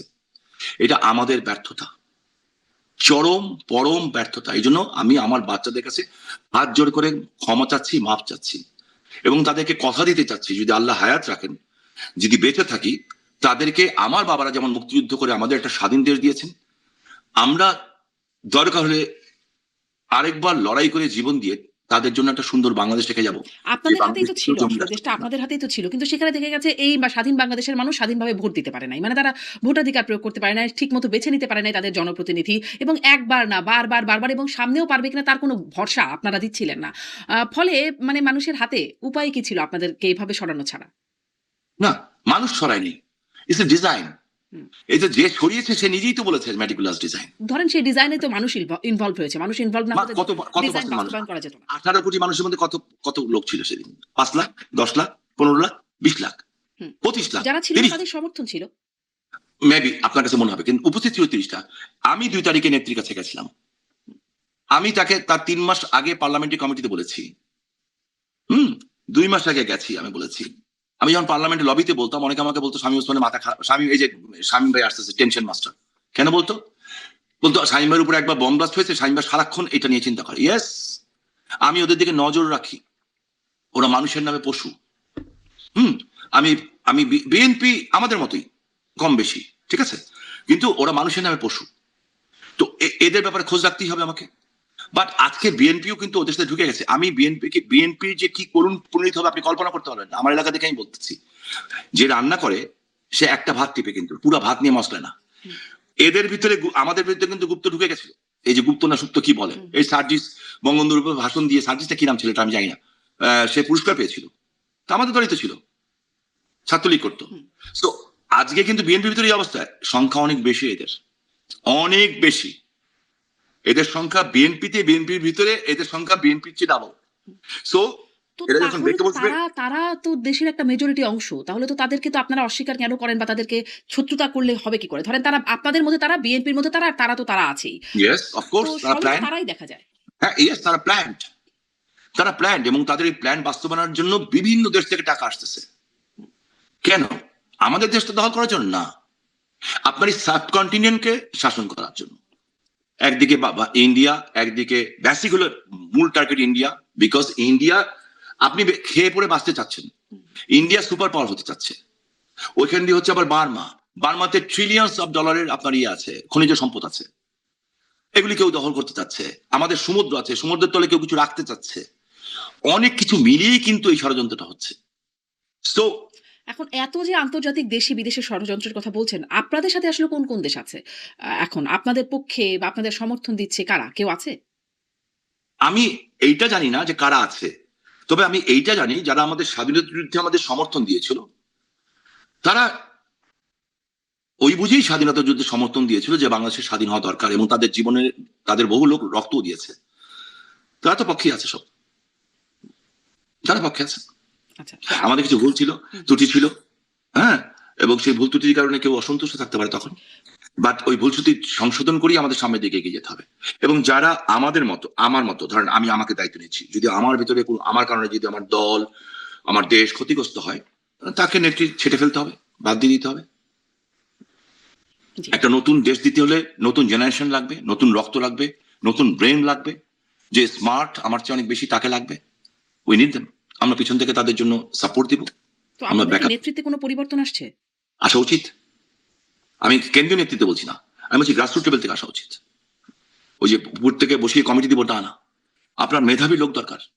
আপনাকে খুব দ্রুত, কিন্তু এই যে গ্যাপটা হয়েছে, এই ধ্বংসযজ্ঞ হয়ে গেছে, হুম। এটা কিন্তু খুব দ্রুত রিকভারি ধরেন করতে হবে। এখনো তো দেখা যাচ্ছে মানে সরব অবস্থা হয়েছেন। সম্প্রতি খুব সরব দেখা যাচ্ছে জনাব ওবায়দুল কাদের সাধারণ সম্পাদক, আর আরো যারা পুরনো নেতৃত্ব জাহাঙ্গীর কবির নানক, বাহাউদ্দিন নাসিম, ওনাদেরকে দেখা যাচ্ছে তারা অ্যাক্টিভ রোল প্লে করছেন। নতুন কারা আছেন? নতুন মুখ রাস্তা থেকে সৃষ্টি হয়ে যাবে। তোফায়েল আহমেদ এদেরকে কি কেউ সৃষ্টি করেছে? সৃষ্টি হয়নি, রাজপথ থেকে সৃষ্টি হয়ে গেছে। রাজপথ থেকে যারা সৃষ্টি হয়ে আসে, ওনারা তো অবভিয়াসলি সবাই জ্ঞানী মানুষ, যাদের কথা বলেন, ওনাদের অভিজ্ঞতা কাজে লাগাতে হবে। হ্যাঁ, আপনি একটা নতুন একটা ছেলে মেয়েকে ধরেন, আপনি একজন জার্নালিস্ট, হ্যাঁ, একটা বাচ্চা যদি আপনার কাছে শিখতে আসে, ও যখন আপনার কাছে শিখবে যে কিভাবে জার্নালিজম করতে হয়, তো এমন হতে পারে যে কালকে দেখা যাবে যে ও আপনার চেয়ে অনেক বড় জার্নালিস্ট বেশি হবে, হুম, যে আপনি ওকে নিয়ে প্রাউড করবেন। বাট কাউকে তো শেখাতে হবে না। তো আমরা যারা আছি তারা, আমরা নার্সিং করবো তাদেরকে। আমাদের কিছু সাচ্চা দেশপ্রেমিক দরকার। একটা এলাকায় কিন্তু হাজার হাজার লোক দরকার হয় না, একটা এলাকায় একজন সঠিক গেরিলা যথেষ্ট, হ্যাঁ, হাজার হাজার ভণ্ডর থেকে, হাজার হাজার ভণ্ডর থেকে। So we need. আপনারা কি যখন ক্ষমতায় ছিলেন তখন সেই ভন্ডদেরকেই বেছে নেওয়া হয়েছিল? মানে ওবায়দুল কাদেরের মুখেও বহুত শুনেছি হাইব্রিড, কাউয়া, ফার্মের মুরগি ঢুকে গেছে আওয়ামী লীগে এরকম যেমন তার মুখে শুনেছি। আবার অন্য নেতারাও কমপ্লেইন করতেন যে টাকার বিনিময়ে কমিটি হচ্ছে আপনাদের মানে যারা আসলে নেতা না তারা নেতা হয়ে গেছেন টাকা দিয়ে ইত্যাদি, ইত্যাদি। সো ভন্ডরা সত্যি কি আসলে আওয়ামী লীগ দখল করেছিল? অনেক জায়গায় ছিল তারা। True, true. এই ট্রু দেখেই তো আমাদের কাজকে এটার নেত্রী দেশটাকে উন্নয়ন করার জন্য 18-19 ঘন্টা ধরে কাজ করতেন এই মহিলা। আমি নিজে দেখেছি ভাই, আল্লাহ সাক্ষী, আমি সাক্ষী। উনি পাগলের মতো একটা মানুষ পরিশ্রম করতো। তো উনি তো সবটা একসাথে পারবেন না, সংগঠন দিয়েছিলেন আর সবার উপরে। এটা দেখো, আমরা দেখতে পারিনি, আমরা দেখতে পারিনি। আচ্ছা। মানে এইটা আপনি মানে আপনার স্বীকারোক্তি যে আপনাদের এই জায়গায় একটা দোষ ছিল বা ত্রুটি ছিল। একটু এই জায়গাগুলো কথা বলি যে অনেক ঘটনার পরে বা বাংলাদেশ থেকে বাংলাদেশ সরকার বা বাংলাদেশের পুরো ব্যবস্থা থেকে অনেক আপত্তির সত্ত্বেও ৫ই আগস্ট একটা প্রেস কনফারেন্স করলেন দিল্লিতে। শেখ হাসিনা সেখানে সরাসরি কথা বললেন। মানে এটা আমরা দেখলাম আন্তর্জাতিক গণমাধ্যমগুলো, বাংলাদেশের গণমাধ্যমে যেখানে এইগুলো প্রচারে নিষেধাজ্ঞা ছিল, আন্তর্জাতিক গণমাধ্যমে বেশ কাভারেজ আসলো। কিন্তু বার্তা কি আসলো? নতুন কি কোনো বার্তা সেখানে আসলো? মানে যা মানুষ নতুন করে জানলো, শুনলো, এরকম কিছু ছিল? দেখেন ওনার কথাটা, ওনার ভয়েসটা যখন শুনে, হ্যাঁ, এবং উনি তো নতুন নতুন এক একদিন এক একটা দিক নির্দেশনা দিবেন না, হুম। ঠিক আছে? ওনার দিক নির্দেশনা এইটুক দেওয়া আছে কিন্তু, I am coming back and I will, that's enough for us. বাকিটা ওনার বক্তব্য থেকে কোনটা খুঁজে বের করা দরকার সেটা আমরা যারা আছি, যারা ওনার সাথে দীর্ঘ 40-50 বছর ধরে আহ, কাজ করার সুযোগ পেয়েছি, বাকিটা আমরা বুঝবো, বুঝে আমরা এটাকে স্প্রেড আউট করবো। আপনার রণকৌশল কি হবে এটা যদি আপনি আগেই বলে দেন, হুম, হ্যাঁ, দেখেন যখন এই খেলা খেলে, ব্রাজিল আর্জেন্টিনা খেলে কিংবা এরকম খেলে, হুম। টিম কিন্তু আগে ডিক্লেয়ার করে না, একদম শেষ মুহূর্তে টিমটা ডিক্লেয়ার করে। খেলার মধ্যেও কিন্তু একদম শেষ মুহূর্তে টিম ডিক্লেয়ার করে, কারণ অপোজিট সাইড বসে থাকে যে ও কিভাবে করছে, ডিফেন্স সাজাচ্ছে না অফেন্স সাজাচ্ছে। সো ওনার যদি সব কথা বলে দিতে হয়, যে তার আর তাহলে তার ওইটাতেও মার খেয়ে ছাড়া, মার খাওয়া ছাড়া কিংবা সুইসাইড করা ছাড়া তো স্কোয়াড ছাড়া উপায় হবে না। কারণ আমাদের অপোজিশন শক্তি খুব দুর্বল না, খুব শক্তিশালী, এবং আমাদের আওয়ামী লীগ সমর্থক যারা আছে, স্বাধীনতার পক্ষে শক্তি, আমাদের একটা শক্তির বিরুদ্ধে খেলা না, এখন ট্রাইঙ্গুনাল শত্রুর বিরুদ্ধে খেলতে হবে আমাদেরকে, ট্রাইঙ্গুনাল শত্রুর বিরুদ্ধে লড়তে হবে আমাদেরকে। আবারও সেই খেলা এছাড়া কোনো হবে কি? আপনার সেই বিখ্যাত ডায়লগ, খেলা হবে? না, খেলা হবে না, এবার যুদ্ধ হবে। হুম, আচ্ছা। এবং আমরা, আমাদের পূর্বপুরুষরা দেশ স্বাধীন করে দিয়ে গেছেন। আমি লজ্জিত, আমি ঘৃণা করি। আপনি জিজ্ঞেস করেন পৃথিবীতে আপনি কাকে সবচেয়ে বেশি ঘৃণা করেন, শামীম ভাই, আই হেট মাই সেলফ। যে আমি যদি কালকে দেশে যাই, আমার বাবার কবরের সামনে দাঁড়াবো কেমন করে, আমার বড় ভাই নাসিম ওসমানের কবরের সামনে দাঁড়াবো কেমন করে, কেমন করে বল, এরা তো মুক্তিযুদ্ধ ছিল, ওদের কবরগুলি সব মুক্তিযোদ্ধাদের কবর একদিকে, ওইখানটা যাবো কেমন করে জিয়ারত করতে, যখন আমাদের চোখের সামনে মুক্তিযোদ্ধাদের গলায় জুতার মালা দেওয়া হচ্ছে, জুতা দিয়ে মারা হচ্ছে, থাপ্পড় দেওয়া হচ্ছে, স্যান্ডেল দিয়ে বাড়ি দেওয়া হচ্ছে। আমাদের কি খারাপ লাগে না? আমাদের কি লজ্জা নাই? আমাদের কি লজ্জা একেবারে চলে গেছে? হুম, জি। আর কিন্তু কি সেই লজ্জা আপনি আমাকে ঘোচানোর বলি, রণকৌশলটা আমি আপনি এখন শামীম আপনার বলবেন। একটা প্রশ্ন করি শামীম, আপনি আমার ছোট বোন, আপনার মাধ্যমে একটা প্রশ্ন করতে চাই আমার জেনারেশনকে, নেক্সট জেনারেশনকে, আমার বাচ্চাদেরকে, আমাদের মুরব্বীদেরকে, আমার সমবয়সী, আমার ভাইদেরকে, আমার বোনদেরকে। এই দৃশ্য দেখার পরে আমার দেশ যদি বহিঃশত্রু দ্বারা কোনোদিন আক্রান্ত হয়, কেউ কি এ দেশের জন্য জীবন দিবে? কেউ দিবে? যে দেশের জন্য জীবন দেওয়ার পরে যারা যোদ্ধা, দেশ স্বাধীন করে দিলেন, আপনাকে আমাকে নাম দিলেন, পরিচয় দিলেন, বাংলাদেশ দিলেন, সবকিছু দিলেন, হ্যাঁ, আপনাকে স্বাধীনতা দিলেন, খাঁচা খুলে দিলেন, তাদেরকে আপনি এভাবে অপমান বেইজ্জত করলেন, মারলেন, কাটলেন, মেরে ফেললেন, জুতার মালা গলায় দিয়ে পড়ালেন। তো এরপরে কোনো জেনারেশন কি, ধরেন কালকে আমরা অ্যাট্রাক্ট হয়ে গেলাম কারো দ্বারা, বারবার দ্বারা কিংবা অন্য কোনো দেশের দ্বারা কিংবা কিছু একটা দ্বারা অ্যাট্রাক্ট হলাম, কেউ কি সাধারণ মানুষ দেশের জন্য লড়াই করবে এই দৃশ্য দেখার জন্য? এমন তো না যে আমরা 300 বছর আগে স্বাধীন হয়েছি, মাত্র কত বছর আগে, এত তাড়াতাড়ি, এত তাড়াতাড়ি আমরা ভুলে যাব? এখনো দেখি আমেরিকায় দেখি সবাই যে ওদের যে স্ট্যাচু ইয়ে আছে ওখানে যে শ্রদ্ধা নিবেদন করে। রাশিয়ায় আমি একটা আশ্চর্য দৃশ্য দেখেছিলাম, আমি একবারই গেছিলাম রাশিয়ায়, দেখলাম যে এক জায়গায় নিয়ে গেছে আমাদেরকে, একটা ডেলিগেশনের চিফ হিসেবে গেছিলাম আমি। তো দেখছি কি সব নতুন জামাই বর, ওই যে সাদা গাউন পরে এসছে, রিয়েলি ফ্যান্টাস্টিক। আমি এটা কোনোদিন আমি ভুলবো না জীবনে। এরা সব আসতেছে এবং একটা না, একটার পর একটা গাড়ি আসছে, একটার পর একটা গাড়ি, মানে কি হচ্ছে এটা, অবাক হয়ে আমি আমার বউ তাকিয়ে আছি। দেখছি যে হাজব্যান্ড অ্যান্ড ওয়াইফ, নিউ কাপল, মানে বিয়ে হয়েছে, সরাসরি ওরা গির্জার থেকে কিংবা যে কোনো জায়গা থেকে আসছে, এসে ওদের যে শহীদ স্মৃতিস্তম্ভ ওখানে তারা ফুল দিচ্ছে। পরে আমি আমাদের যে ওখানকার অ্যাম্বাসেডর ছিলেন, আমি জিজ্ঞেস করলাম, ভাই এটা কি হচ্ছে ভাই? বলে এই দেশের কালচার হচ্ছে যে নতুন করে যখন সংসার করে, বিয়ে হয়, বিয়ে হওয়ার পরে ওরা প্রথম যায় ওদের দেশের জন্য যারা জীবন দিয়েছে তাদের রেসপেক্ট দেখাতে। There is the difference between them and us. হ্যাঁ, তো সেই আমি জানি রকম না, মানে মুক্তিযুদ্ধের অনেক স্থাপনা সেগুলো ধ্বংসযোগ্য শিকার হয়েছে ভেঙে ফেলা সেগুলো আমরা হয়েছে। দেখেছি। কিন্তু ধরেন আপনারা মানে আওয়ামী লীগের কথা বলছি, যারা মুক্তিযুদ্ধের চেতনার কথা বলে, তাদের কাছে যখন দেখা যায় গুম হয়, তাদের কাছে যখন দেখা যায় বিচার বহির্ভূত হত্যাকাণ্ড ও প্রতিষ্ঠানগুলো ধ্বংস করে দেওয়া, নির্বাচন নামে শুধুমাত্র মানে একটা ফর্মালিটি চলতে থাকে, তখন আসলে মানুষ আ মানে আপনাদের এই চেতনার উপরেই কেন বা বিশ্বাস করবে বা আস্থা রাখবে? বা রাখে নাই যেটা আমি দেখা গেল। আমি আমি আমি আমি কিন্তু এই কথা বলছি না যে we are perfect. We are nobody is perfect in this world, but we are better then them. আমাদের দেশকে ধ্বংস করবো না। আমাদের ভুল হয়েছে, আমরা হয়তো ঠিক মতো ওইটা করতে চাইনি। আমরা নির্বাচন ডেকেছিলাম, আমাদের নেত্রী ম্যাডাম খালেদা জিয়াকে ফোন করেছিলেন, উত্তর কি পেয়েছেন, উনি মারা গেছেন, আল্লাহ ওনাকে ব্যস্ত নসিব করুক, আমি এটার ব্যাপারে প্রশ্ন তুলবই না। বাট ধরেন, তারপরে আমি বলবো আমাদের ভুল হয়েছে, ঠিক আছে, but we are 1000% better then them, because আমরা আমাদের দেশকে ডিস্ট্রয় করিনি।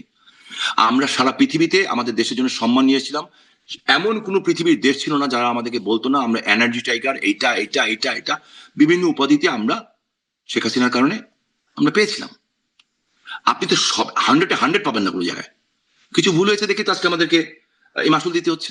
আচ্ছা। মানে It's true. স্পষ্ট মানে কিছু ভুলের কারণেই আপনাদের এই মাসুল দিতে হচ্ছে। আপনার জি, ব্যাপারে কিছু প্রশ্ন করি যে জি, শোনা যাচ্ছে মানে কথা ওঠে এরকম যে ২১শে জুলাই আপনি দেশ ছেড়ে যাচ্ছিলেন ওই সময় যখন জুলাই গণঅভ্যুত্থান হচ্ছিল তখন আপনি দেশ ছেড়ে যাচ্ছিলেন, বিমানবন্দরে আপনাকে আটকে দেওয়া হয়েছে। আসলে কি এরকম কিছু? ব্যাপারটা কি? বিমানবন্দরে কারা আপনাকে আটকালো? জি, আপনার এই প্রশ্নের জন্য ধন্যবাদ। এটা একটা গ্রুপ, মানে জানি না কারা ছড়াচ্ছে এবং হয়তো আমাকে ছোট করার জন্য, খাটো করার জন্য ছড়াচ্ছে। It's true. ২১শে জুলাই ২০২৪ সকালবেলায় আমি এয়ারপোর্টে গেছিলাম। সাথে আমার ছেলে গেছিল। আমার বোন খুব গুরুতর অসুস্থ হয়ে গেছিল, আমার বড় বোন। এই বড় বোনকে নিয়ে আমার ছেলেকে আমি দিতে গেছিলাম, রাস্তাঘাটের অবস্থা খারাপ ছিল। আমি তাদেরকে নিয়ে গেছিলাম। দিয়ে ওরা যখন প্লেনে উঠে গেছে, আমি আবার চলে এসেছি। ওকে নিয়ে চেন্নাই গেছিল চিকিৎসা করার জন্য। তারপরে আমার ছেলে বেশ কিছুদিন পরে, ওর আর ফেরা হয়নি, হোয়াট এভার ইট ইজ, এর মধ্যে ৫ই আগস্ট ঘটেই গেল। এইটাকেই অনেকে বানাচ্ছে, বলতে চাচ্ছে যে আমি ২১শে জুলাই দেশ ছেড়ে চলে গেছিলাম। এবং ২১শে জুলাই যদি দেশ থেকেই চলে যেতে হয়, তাহলে ১৫ জুলাই আমি দেশে ফিরলাম কেন আমেরিকা থেকে? আমি তো আমেরিকায় থাকতে পারতাম। আমি তো জানতেছি, আমি বুঝতেছিলাম অনেক আগের থেকে। এবং আমি নেত্রীর কাছে গেছিলাম শারমিন। আমি আপাকে বলেছি যে আপা, আপনি কারফিউ উঠান, প্লিজ কারফিউ উঠান। আমাদের জয়েন্ট সেক্রেটারি হানিফ ভাই আমার সাথে ছিলেন। একটু উত্তেজিত হয়েই বলেছিলাম। আরো কিছু লোক ছিল যাদেরকে আমি খুব একটা পছন্দ করতাম না। আমি বলেছিলাম। তো যাই হোক, বলার পরে কিছু লোক আমাকে উপদেশ দিতে আসছিল। আমি বুঝলাম যে আমার লিডার একটাই, শেখ হাসিনা, আর কেউ না। আমি বলছি, আপনি আমাদের বলেন, আমি ৩ তারিখে জনসভা ডেকেছি। আমাদের ২ লক্ষ ২.৫ লক্ষ লোক নারায়ণগঞ্জে হবে। আমি ওখান থেকে রওনা দিব।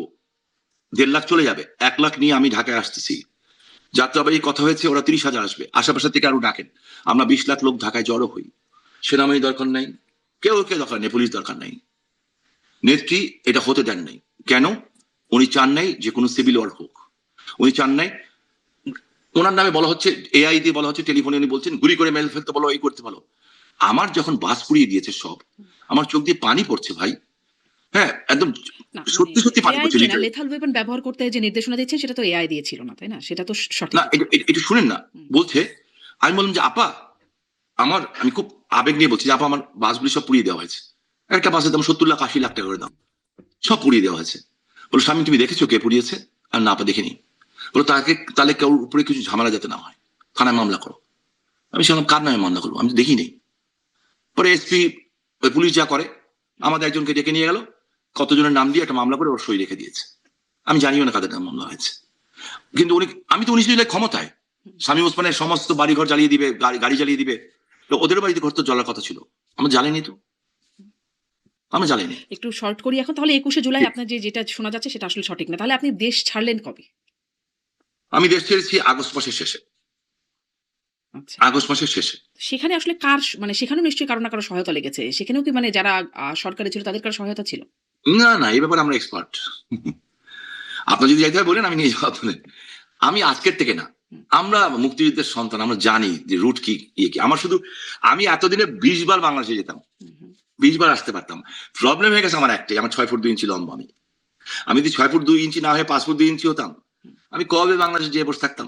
আপনাকে কি আসলে মানে যেটা এটাও বলা হয় যে আপনি বোরখা পরে বোরখা শামীম, আপনি কি আসলে বোরখা পড়তে হয়েছিল আপনাকে দেশ ছাড়ার আচ্ছা, জন্য? 6 ফুট 2 ইঞ্চি বাংলাদেশে কোনো মহিলা আছে যে বোরখা পরবে? হ্যাঁ।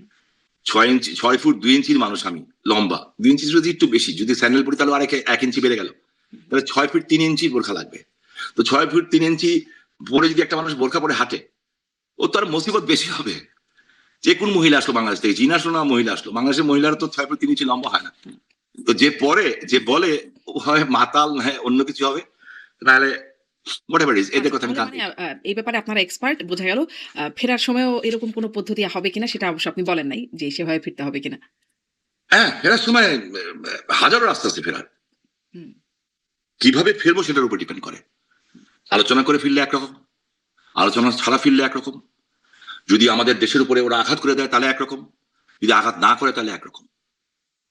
তার মানে কি যেভাবে আপনাদের নেত্রী অনেকগুলো নির্দেশ, প্ল্যান আছে। Plan A, B, C, D এরকম অনেক কিছু আছে। আমি শুধু একটা জিনিস বুঝি, শেখ হাসিনা আমার বাংলার মা, বাংলাদেশকে ফাঁসি দেওয়া হয়েছে, শেখ হাসিনাকে ফাঁসি দেওয়া হয়েছে।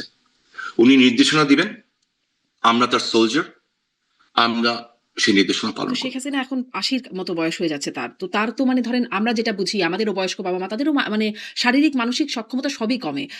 মানে এরকম একজন খুবই প্রবীণ মানুষ আ তিনি আসলে আপনি আপনি যেটা বলতে চাচ্ছেন আমি বুঝেছি, হ্যাঁ, বাট ইটস ভেরি ইন্টারেস্টিং ব্যাপার শারমিন।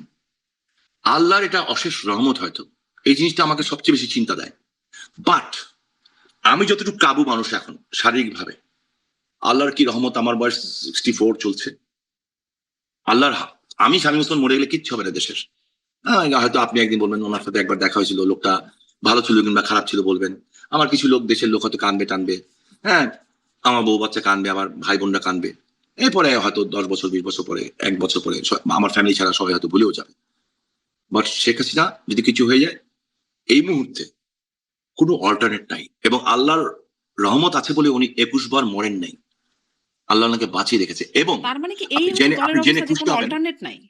না এই মুহূর্তে নাই, আপনি জেনে খুশি হবেন, আলহামদুলিল্লাহ উনি আগের চেয়ে মেন্টালি প্রচন্ড শক্ত, ফিজিক্যালি আলহামদুলিল্লাহ রাব্বিল আলামিন, আল্লাহ ওনাকে অনেক ভালো রেখেছেন। আচ্ছা, বিকজ আচ্ছা। আমার মনে হয় হুম। এই এতিম মানুষটার উপরে, যার সবকিছুকে আমরা মেরে দিয়েছে, যাক।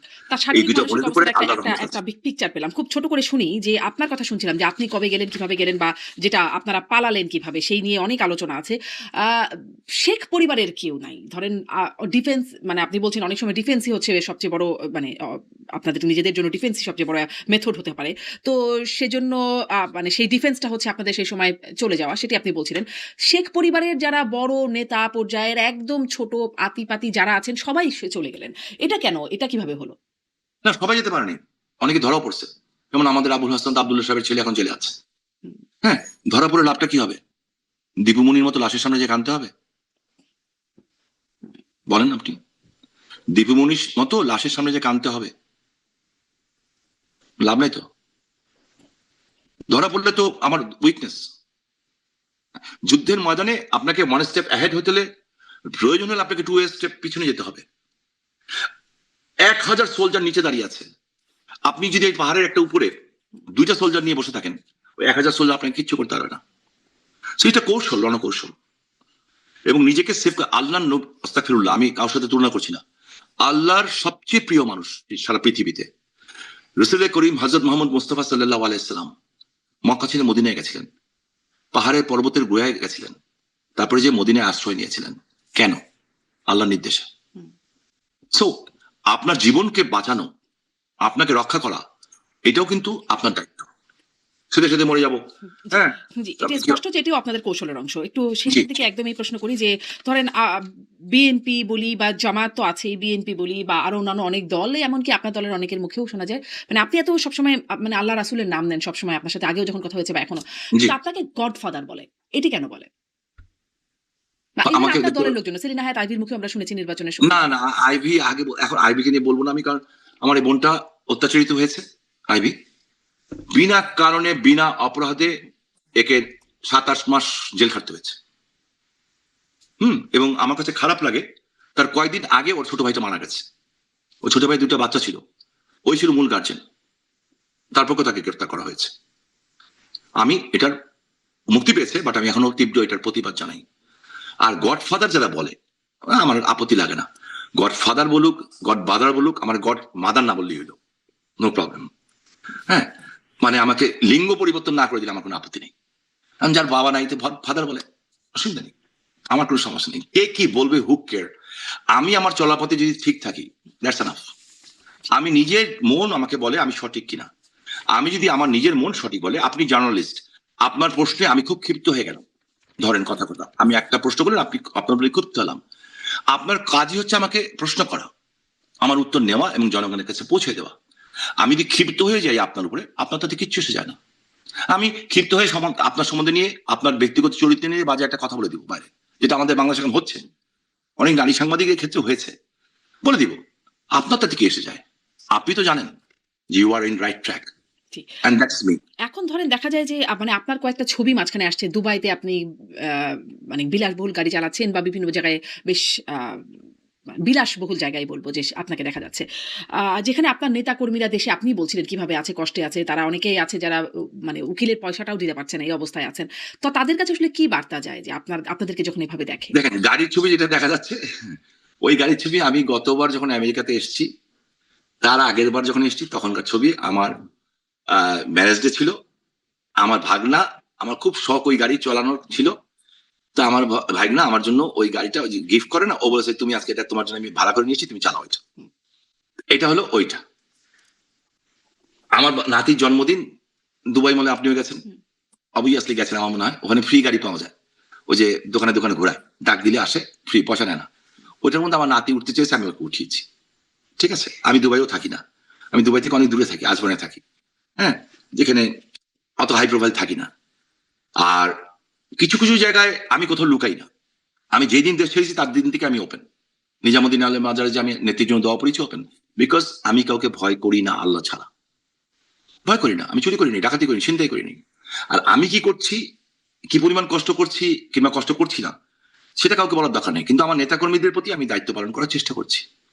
সবটা যে আমি করতে পারবো তা না, সবটা করার মতো ওই ক্যাপাসিটি আমার নাই। হ্যাঁ, মানে ফাইন্যান্সিয়াল ক্যাপাসিটি আমার নাই, বাট চেষ্টা ত্রুটি করছি না। এবং আমার কর্মীরাও আমার উপরে ক্ষিপ্ত না। এটার প্রমাণ হচ্ছে ঢাকা শহরে সর্বপ্রথম যে সবচেয়ে বড় মিছিলটা বেরিয়েছে, সেটা কিন্তু আমার কর্মীরাই করেছে। এবং আপনাকে একটা কথা দিয়ে রাখি আজকে, বিড়ালের গলায় ঘন্টা তো কেউ বাঁধবে, আমার নারায়ণগঞ্জের লোকেরাই বাঁধবে ইনশাল্লাহ। জাস্ট ওয়েট করেন, দেখবেন ইনশাল্লাহ। অনেক ধন্যবাদ শামীম ওসমান। আপনাকে সময় দিয়ে যুক্ত হওয়ার জন্য। অনেকগুলো বিষয় জানলাম। রণকৌশলটা হয়তো ভবিষ্যতে কখনো আপনি আমাদেরকে জানাবেন যে কিভাবে আপনারা দেশে ফিরছেন। ধন্যবাদ যুক্ত হওয়ার জন্য। জি, আপনি দোয়া করবেন যাতে ওই সময়টা পর্যন্ত বেঁচে থাকতে পারি, আপনার মাধ্যমে সবার কাছে জিজ্ঞেস করতে পারি, যাতে লজ্জা না লাগে মৃত্যুর সময়, খারাপ না লাগে যে যারা লক্ষ লক্ষ মানুষ জীবন দিয়েছেন, শহীদ হয়েছেন, মা বোনের ইজ্জত গেছে। হ্যাঁ, মানে ওই লজ্জা নিয়ে যাতে দুনিয়া থেকে ছাড়তে না হয়, এইটুক দোয়া করবেন। আপনার মাধ্যমে সবার কাছে দোয়া চাই। আপনার প্রতি আমার অনেক অনেক দোয়া রইলো, আপনার পরিবারের প্রতি অনেক অনেক দোয়া রইলো। জি, ভালো থাকবেন, জি। আপনি সুস্থ থাকবেন, এবং যেখানেই থাকেন পৃথিবীতে দেশের জন্য কথা বলার চেষ্টা করবেন। অনেক ধন্যবাদ। নিশ্চয়ই আপনার সাথেও সামনে কথা হবে। ধন্যবাদ যুক্ত হওয়ার জন্য। দর্শক এতক্ষণ সাথে থাকার জন্য সবাইকে ধন্যবাদ। থ্যাংক ইউ, আসসালামু আলাইকুম।